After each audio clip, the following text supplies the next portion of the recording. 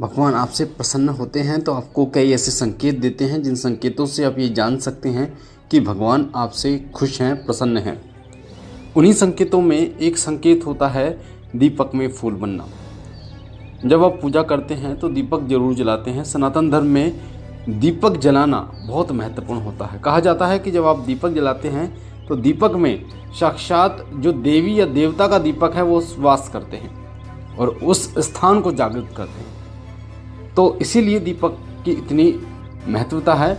और देसी घी, तेल, सरसों का तेल या फिर देसी घी या फिर चमेली का तेल, तिल का तेल, अलग अलग तेल और घी का इस्तेमाल किया जाता है। भैंस का घी या गाय का घी, सबसे उत्तम में से गाय का घी होता है। तो जिस प्रकार आपके दीपक में फूल बनता है उसी प्रकार अन्य संकेत भी आपको प्राप्त होते हैं जब भगवान आपसे प्रसन्न होते हैं। पर अधिकतर लोगों का ये प्रश्न है कि गुरुजी, जब हमारे दीपक में फूल बने तो हमें क्या करना चाहिए? ऐसा क्या करें जिससे हमारे जीवन में बदलाव आए? ऐसा क्या करें जिससे हमारी आध्यात्मिक उन्नति हो? ऐसा क्या करें जिससे हमारी भौतिक उन्नति हो? तो आज मैं आपको बताने जा रहा हूं कि अगर आपके भी दीपक में फूल बनता है तो आपको क्या करना चाहिए। अगर आपके दीपक में फूल बनता है तो तुरंत शुरू कर दे ये काम, तो आपके घर परिवार में सुख समृद्धि, भौतिक जीवन और आपका आध्यात्मिक जीवन सुखमय होता चला जाएगा। जब भगवान आपको संकेत देते हैं तो कुछ संकेत ऐसे भी होते हैं जिसमें फूल गिर जाता है। पूजा करते करते आपने देखा होगा, फूलों की माला पहनाते हैं, फूल अर्पण करते हैं, फूल गिर जाता है। तो ये कोई ऐसे ही कोई अचानक की गई कोई प्रक्रिया नहीं होती, ये ईश्वरीय संकेत होता है। सपने में आपको दर्शन हो रहे हैं या फिर कुछ बोले बिना ही आपका जो कोई कार्य है वो बन रहा है, आप कुछ बोल देते हैं वो सत्य हो जाता है।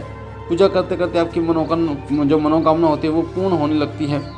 तो ये संकेत ईश्वरीय कृपा के संकेत होते हैं। और जो व्यक्ति पूर्ण भाव के साथ इन संकेतों को अपनाता है तो वो ईश्वरीय कृपा के और ज़्यादा नज़दीक पहुंचता चला जाता है। उन्हीं संकेतों में एक संकेत फूल बनना है, जो कि सभी लोगों के दीपक में बनता है जो ईश्वरीय कृपा के पात्र होते हैं, जो ईश्वरीय कृपा जिनके ऊपर होती है।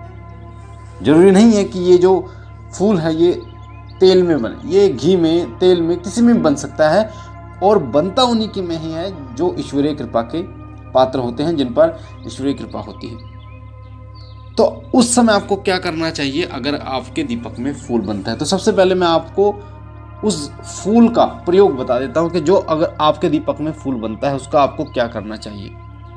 देखिए, अगर आप माता काली के भक्त हैं तो उस फूल को, यानी जो काला काला फूल होता है, उसे एक डिब्बिया में रख लीजिए और उसमें हल्का सा घी मिलाकर उसको प्रतिदिन पूजा के समय पर तिलक कीजिए। वो जो फूल होता है उसमें एक अलग ही एनर्जी होती है, ऊर्जा होती है, जो व्यक्तियों को आकर्षित करने में आपकी मदद करती है। जो व्यक्ति आपको देखता है वो आपकी तरफ आकर्षित होना शुरू हो जाता है, वो आपके अनुसार कार्य करना शुरू कर देता है। ये एकदम नहीं होता, धीरे धीरे जब आप लगाना शुरू करते हैं तो होता है। अगर आप हनुमान जी के भक्त हैं या अन्य देवी देवताओं के भक्त हैं तो आप उसमें हनुमान जी का सिंदूर मिला सकते हैं और घी मिला सकते हैं और फिर आप उसको माथे पर लगा सकते हैं।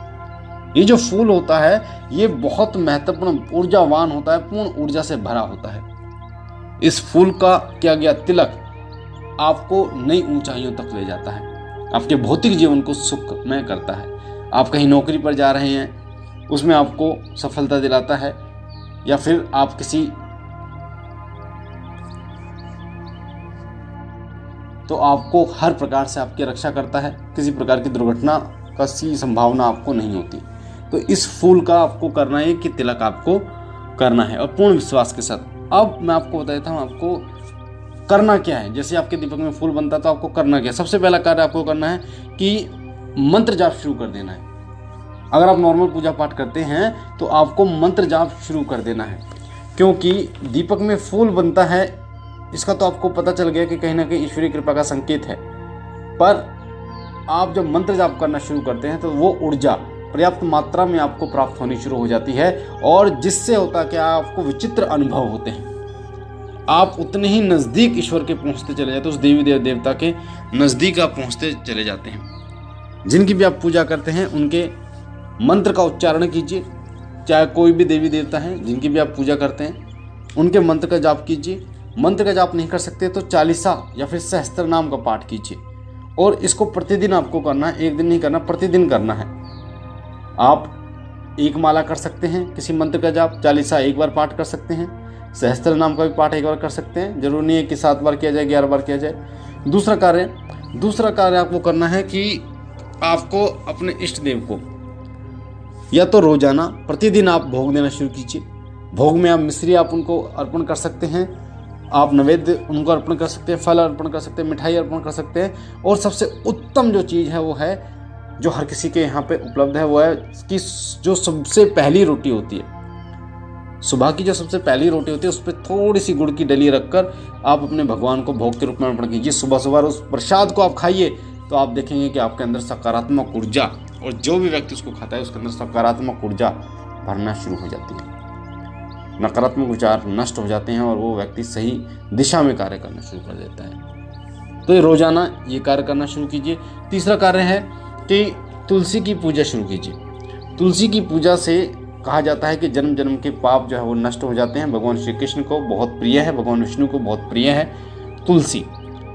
भगवान हनुमान जी को तुलसी का पत्र बहुत प्रिय है, तो इसलिए आपको तुलसी की पूजा शुरू कर देनी है। सुबह शाम दीपक जरूर आपको लगाना है तुलसी माता के पास देसी घी का, तो आप देखेंगे कि उनके अनुकंपा से आपके जन्म जन्म के पाप जो हैं वो कटने शुरू हो जाते हैं। और जो लास्ट कार्य आपको करना है वो है कि आपको कुत्ता, कोई बिल्ली, कोई जानवर है, उसको आपको कुछ खिलाना है, मीठा। कोशिश कीजिए कुछ मीठा खिलाएं, क्योंकि इनको खिलाने से ईश्वर प्रसन्न होता है। और आपको बता दूं, जब आप इन्हें कुछ खिलाते हैं, खास तौर पर मीठा, तो आप अपनी दरिद्रता को अपने से अलग करते हैं, आप अपने दुर्भाग्य को अपने से अलग करते हैं, और सौभाग्य की प्राप्ति आपको होती है, महालक्ष्मी की प्राप्ति आपको होती है, सुख समृद्धि की प्राप्ति आपको होती है। तो इन कार्यों को कीजिए, तो आप देखेंगे कि इन कार्यों को करने के बाद आपके जीवन में एक अलग ही ऊंचाइयां शुरू हो जाती हैं,